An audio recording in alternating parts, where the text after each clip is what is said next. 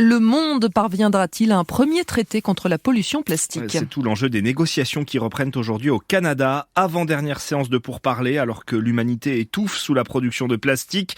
2 fois plus en 20 ans, moins de 10% est recyclé. Les ONG et certains pays comme la France ne veulent pas se contenter d'un meilleur traitement des déchets. Ils plaident pour une baisse de la production.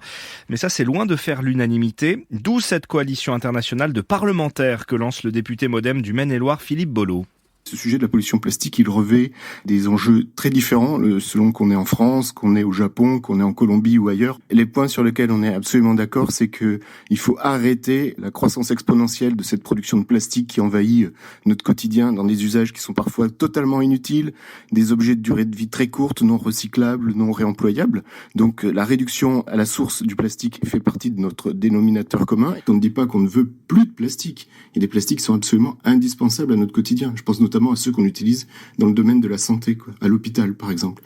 Mais en revanche, ce qu'on veut absolument bannir, c'est tous ces usages parfaitement inutiles dans les emballages, dans la fast fashion, etc., qui font qu'on se retrouve avec des montagnes de déchets de plastique et qui se dégradent, qui font des microparticules dont certains pays ne savent quoi faire parce que malheureusement, on ne traite pas tout chez nous et parfois on l'exporte vers d'autres pays.